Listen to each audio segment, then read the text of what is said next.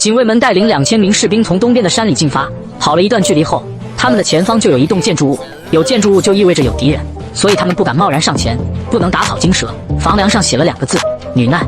就因为这个女字，就让山治陷入漩涡。山治认为这栋建筑物是青楼，里面肯定有很多漂亮的妹纸。其实这里是凌空六子黑色玛利亚居住的公馆。还不等大家反应过来，山治就使用凌波微步冲了进去。乔巴不仅吐槽道：“这里面是有磁铁吗？”把山治给吸了进去。没过多久，山治就从里面走了出来，状态变得极其的消极。哪有什么妹纸，里面空空如也。这么一说，大家也都放心了。既然没有人，那么大家赶紧过桥吧。这支队伍一共有2000多名人口，通过这座木板桥也是需要一些时间的。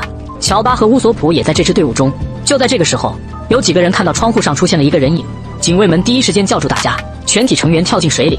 在这关键的时刻，千万不能被敌人给发现，全部跳入水里掩藏起来，别人都可以躲起来，但是乔巴和乌索普却没有办法。这坦克不可能入水吧？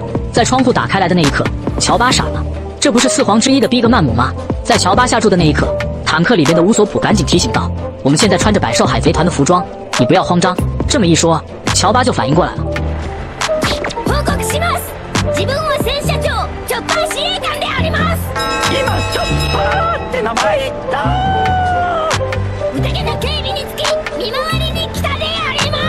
这大妈也是好骗，原来是巡逻的人员啊！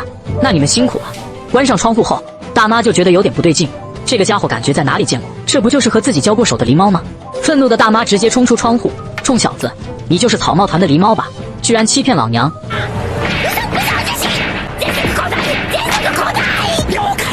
在这危机时刻，乌索普驾驶坦克急速后退，而大妈在他们的前方急速追赶。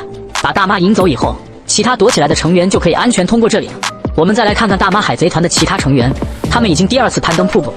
第1次攀登的时候被火灾镜一脚给踹了下去，导致大妈的儿女和他分隔两地。不过这一次肯定不会出现意外，大家勇往直前，往前冲。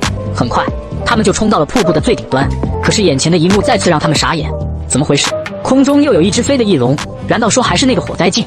等他们看清楚的时候就傻了，这不是火灾镜，而是白胡子海贼团的第1番队长不死鸟马尔科。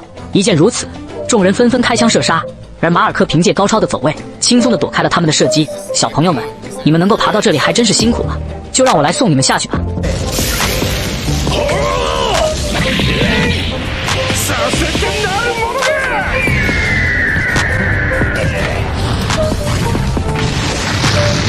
怎么样，惊不惊喜，意不意外？在他们掉下去的途中，我们还可以看到猫蝮蛇驾驶的帆船，他们也在攀爬瀑布。猫蝮蛇这一次喊来了马尔科，还喊来了另外一个帮手，你们知道是谁吗？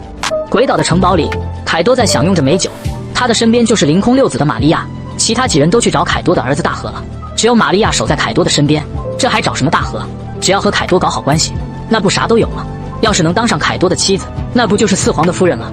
除了他们2个，黑炭大蛇也在其中。大蛇还没有收到暴乱的消息，所以在这里高歌热舞。他还以为赤鞘九侠被干掉了，所以特别的兴奋。但是凯多有一个疑问，勘十郎作为演员成功的混进了赤鞘九侠的队伍中，不管是玉田还是他的伙伴们，都对勘十郎非常的信任。为什么勘十郎就没有搞到拉夫德鲁的消息呢？